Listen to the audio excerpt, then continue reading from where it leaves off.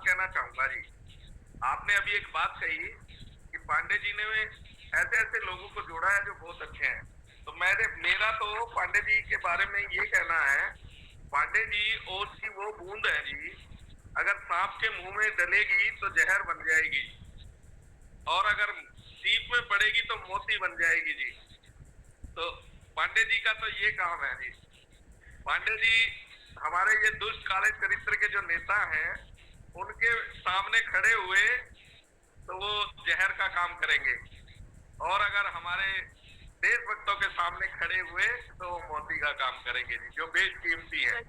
Honestly जब पहली बार मुझे पांडे जी ने इस मिशन के बारे में बताया था तो मुझे लगा जैसे और संगठन चल रहे हैं और समुदाय चल रहे हैं, ये भी उन्हीं में से एक है। लेकिन जब मैंने सर को स्पीच देते हुए सुना इस पैनल के बारे में, जब मैंने बैठे हुए सर को देखा और पहली बार सुना, जो कि मतलब मुझे बहुत अच्छा लगा कि ऐसा कुछ है जो सबसे अलग है, कुछ ऐसा अट्रैक्टिव है इस मिशन के अंदर जो मुझे खुद अट्रैक्ट कर रहा है। क्योंकि हमारे पास संजय जी, मैं बहुत सारे समुदाय के साथ जुड़ी हूँ, लेकिन मैं 0% एक्टिव हूँ। वो लोग सिर्फ मेरा एक नाम चाहते हैं, मेरा फेस चाहते हैं। लेकिन यहाँ मैंने केपी पांडे को, जब मैंने ये सर की स्पीच सुनी और इस पर पूरा सर का ये जो मॉडल है हमारा क्राइम फ्री भारत मिशन का, मैंने केपी पांडे जी से कहा कि आप इतने टाइम से जुड़े, आपने मुझे पहले क्यों नहीं जोड़ा?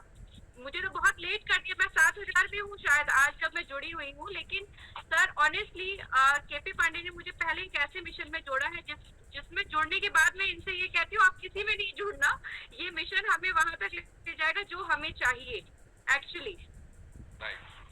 एंड सबसे पहले थैंक यू सर मैं केपी पांडे को करना चाहती हूँ, जिन्होंने मुझे इस प्लेटफॉर्म पर आने का मौका दिया और मुझे शायद आप लोगों ने इस काबिल समझा कि मुझे ये पद दिया। नहीं, आप इस पद के हकदार हैं जी। और देखिए, असली घी को वो कहावत है कि सुनार ही पहचान सकता है जी, और असली घी तो खुशबू अंधेरे में भी देता है। तो आप असली घी हैं हमारे, बिल्कुल, जो दूर तक खुशबू देते हैं जी। आप लोगों के बिना कुछ भी नहीं हो संजय जी, आप सर का नहीं, साथ, आपके हम साथ लोगों और ने तो हमारे आपको सारे टीम का साथ हमने चाहिए। तो आपको आश्वस्त किया ना जी, हम आपके साथ खड़े दिखेंगे आपको। जी जी बिल्कुल। और वो कहावत है कि जोरी ने हीरे को पहचाना है, तो जोरी हमारे पास है जी, तो जोरी तो हीरे को पहचानेंगे जी। जी सर का आशीर्वाद हम पे ऐसे बना रहे। शिवाल जी और आप लोग इतना प्यार मिलता रहता है हमेशा, हर वक्त हम लोग का बात भी होता रहता है फोन से, इसके लिए बहुत बहुत धन्यवाद। बाकी ये विनोद मारन जी बोल रहे हैं कि मैं भी बात करना चाहता हूँ, मेरी बात कोई सुनता नहीं। विनोद जी आप सीट पे आइए, हम आपसे बात करते हैं। स्वागत है विनोद मारन सर का, प्लीज बताइए विनोद मारन सर प्लीज। जी आप बोलिए, अब आप अपनी बात रखिए। सर नमस्ते आप सभी को। मेरा तो बस सर यही मानना है, अभी कल परसों हमारे यहाँ पे कुछ हुआ है, जो अभी सर ने कुछ बताया था कि कुछ लोग बुरे लोगों हैं जो इस संस्था से जुड़ना चाहते हैं। तो मैंने काफ़ी लोगों को समझा, मगर कुछ लोगों को भी समझ में नहीं आई इस बातों को। तो मैंने कुछ लोगों को बीच में ज्वाइन भी करवाया, मगर वो लोग नहीं करना चाहते हैं। यही बोलते हैं कि भारत मिशन तो बस खाली एक अलग से वो है पूरा। आप थोड़ा सा मुझे बताइए मैं क्या करूँ फिर इसमें सर। और देखिए विनोद जी, अभी हम लोगों ने संगोष्ठी की दिल्ली में, और हमारे आदरणीय मैत्री शरण गुप्त जी की उपस्थिति वहां रही, और हम लोगों ने वहां शुरू किया। और आदरणीय अध्यक्ष जी ने एक पत्र के माध्यम से हम लोगों को समझाया कि ऐसा पत्र लिखा जाए, और अध्यक्ष जी ने भी अपने हिसाब से दिल्ली पुलिस कमिश्नर को आगाह किया। तो आज दिल्ली पुलिस के कमिश्नर ने 80 टीमों का गठन किया, और वहां पर रेड डली, और वहां पर जो नशा बेचते थे उनको पकड़ा गया। तो आप थोड़ा सा धैर्य और विश्वास रखिए, सब कुछ अच्छा होगा पूरे भारत में। देखिए, हमारे अध्यक्ष जी के पास कोई जादू की छड़ी नहीं है कि घुमा रहे हैं और वो ठीक हो जाएगा। जब तक हम लोग कुछ नहीं करेंगे, हमारे अध्यक्ष जी हमारे बगैर कुछ नहीं है। लेकिन जब हम साथ में जुड़ जाएंगे उनके, और हम मेहनत करेंगे, तो हमारे अध्यक्ष जी, ऐसा हमने सोचा भी नहीं होगा कि जैसा वो कर सकते हैं।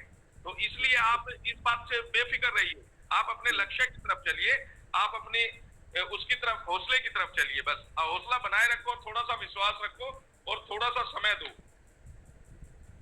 विनोद जी, ठीक। जब कुछ अच्छा करने निकलते हैं ना, तो बुराइयां ठीक। जो है हम पर हावी होती हैं। तो हमें सिर्फ अपना मोटिव ध्यान रखना है, हमें क्या करना है हमें वो ध्यान रखना है। जो लोग नहीं जुड़ना चाहते उन्हें छोड़ दीजिए, जो लोग जुड़ना चाहते हैं उन्हें जोड़िए और अपने इस मिशन के बारे में बताइए। और अगर आप नहीं बता पाते हैं तो यहाँ पैनल पर संजय सिवाल जी का नंबर है, सर मैत्री सर का नंबर है जो हमारे अध्यक्ष जी हैं, केपी पांडे जी का नंबर है, नरेंद्र जी का है, ललन जी का है। आप वो नंबर शेयर कर सकते हैं और आप उनको बात करवा सकते हैं। अगर आप कहीं पर भी कुछ एक्सप्लेन नहीं कर पा रहे हैं हमारे मिशन के बारे में कि क्राइम फ्री भारत मिशन है क्या, इतना नहीं सोचना है। जो नहीं जुड़ना चाहता है अगर आपको कुछ नेगेटिव बोलता है तो आपको उससे नाराज नहीं होना है, आपको सिर्फ अपने मुस्कान के साथ उस साइड से ध्यान हटा देना है, क्योंकि वो लोग वो छोड़ रहे हैं जो वो देख नहीं पा रहे हैं। और जब वो देखेंगे तब वो खुद आपके पास आकर कहेंगे कि हमें इस मिशन के साथ जोड़िए। ठीक है मैम। जी, आप अपने मिशन पे अग्रसर रहिए। और देखिए, अभी हमारे पास समय की सबसे ज्यादा जो कमी है वो समय की है, क्योंकि 2024 में ये बड़ी पार्टियों के दिग्गज नेता हारने जा रहे हैं और देश बदलने जा रहा है। और ये मैं आपको गारंटी देता हूँ, ये जो बड़ी पार्टी के बड़े नेता हैं, इनको घर से निकलने में शर्म आएगी। ये अंदर ही अगर फांसी खा के मर जाए तो कुछ कह नहीं सकते, क्योंकि इनको इतनी शर्म आएगी कि हम अदने से चंद्रगुप्त से हार गए जिसे कोई नहीं जानता, और मैं इतने बारी का सांसद, इतनी बारी का एमएलए, मैं कैसे हार गया। तो वो आधा तो शर्म से ही मर जाएगा और अपने मुंह दिखाने के लायक नहीं रहेंगे ये लोग।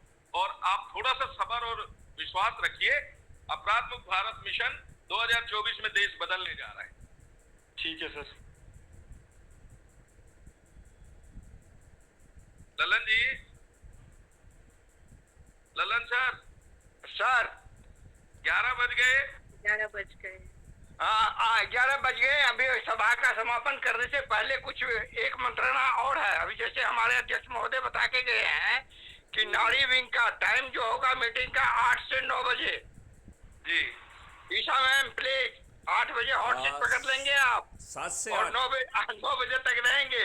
9 7 से बजे 8। बेशक आज 9 बजे के बाद संजय सर आ जाएंगे या केपी सर आ जाएंगे या हम आ जाएंगे, तो फिर हॉट सीट पे आ जाएंगे। महिलाओं की टीम में पुरुष का किसी का अधिकार नहीं है। हाँ बिल्कुल बिल्कुल। 8 से 9 बजे आप हॉट सीट ले लेंगे।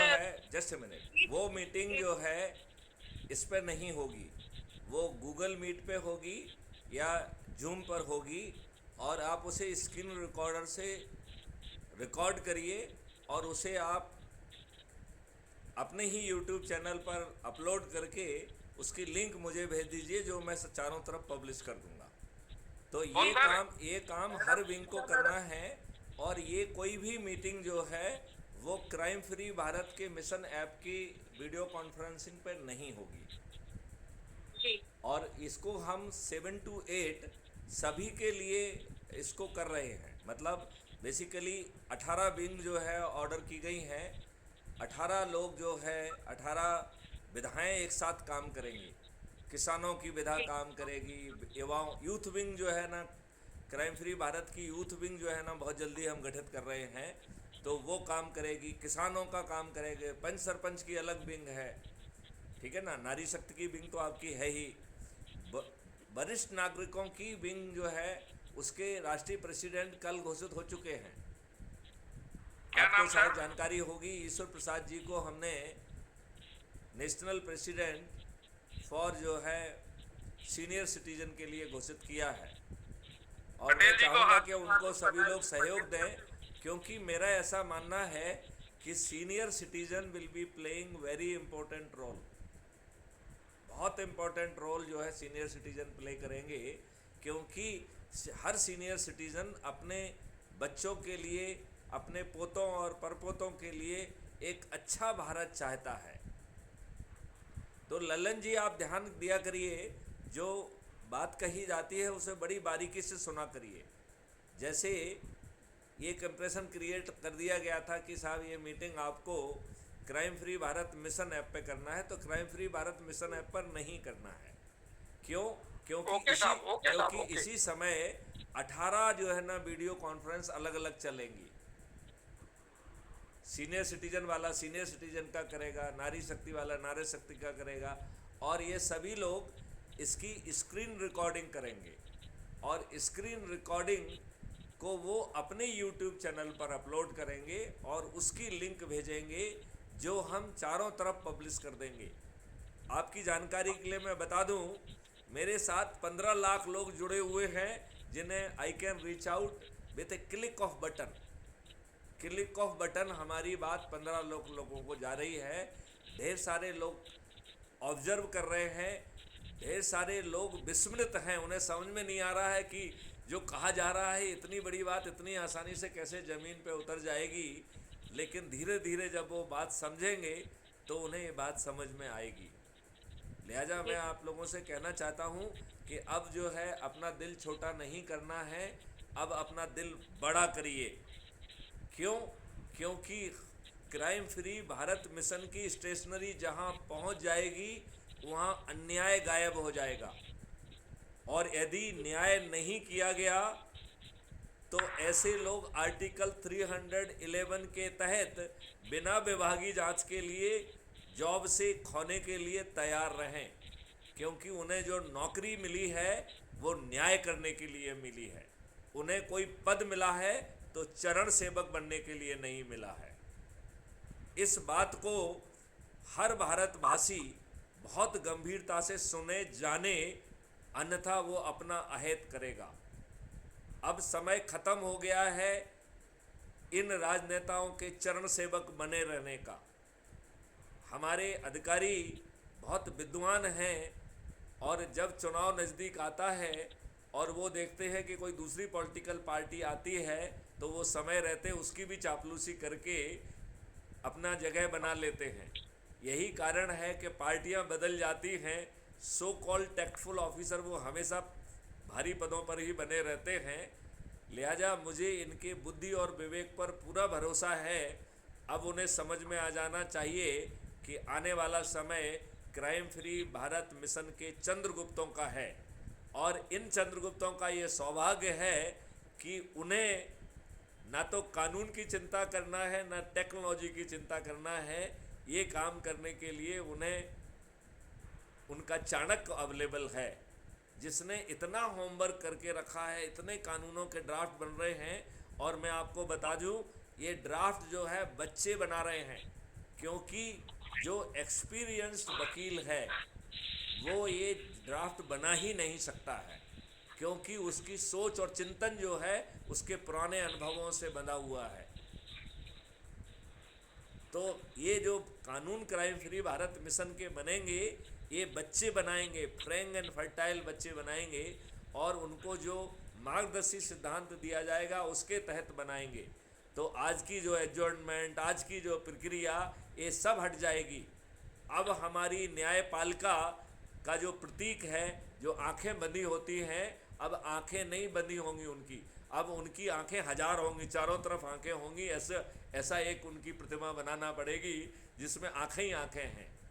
और क्राइम फ्री भारत जिस मॉडल को ला रहा है, जुडिशियल मॉडल को, उस मॉडल के तहत जज निर्णय के पहले एक बार स्वयं मौके पर जाएंगे और जो उन्होंने विचार बनाया है उसे अपने आप को संतुष्ट करेंगे कि वो सही निर्णय दे रहे हैं।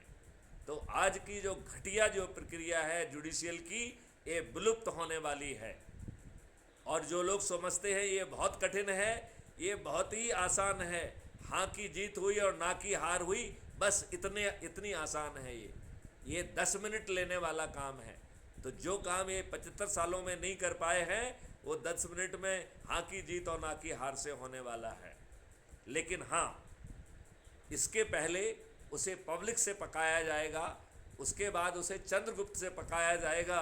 और मुझे विश्वास है जो पार्लियामेंट में और विधानसभाओं में बहस होंगी वो इतनी बड़ी होंगी, क्योंकि हमारे चंद्रगुप्तों को चाहे ज्ञान हो चाहे ना हो, उन्हें पार्लियामेंट और विधानसभा के बाहर इतना पका दिया जाएगा कि जब वो विधानसभा में और पार्लियामेंट में बोलेंगे तो उनसे बड़ा विद्वान कोई दिखाई नहीं देगा, चाहे उन्हें डोमेन नॉलेज हो चाहे ना हो। हमारी सुप्रीम कोर्ट को ये कहने का मौका नहीं मिलेगा कि जब कभी गैप्स होते हैं और हमें जो है अपने मार्गदर्शन के लिए पार्लियामेंट्री डिबेट की तरफ देखना होता है, तो हमें मालूम पड़ता है कि पार्लियामेंट में कोई डिबेट ही नहीं हुई है। मुझे पूरा विश्वास है कि आगे चल के हमारी सुप्रीम कोर्ट को ऐसा अफसोस जाहिर नहीं करना होगा। बस मैं इस इंटरवेंशन के साथ जो है पुनः जो है मौन व्रत में जा रहा हूँ। बहुत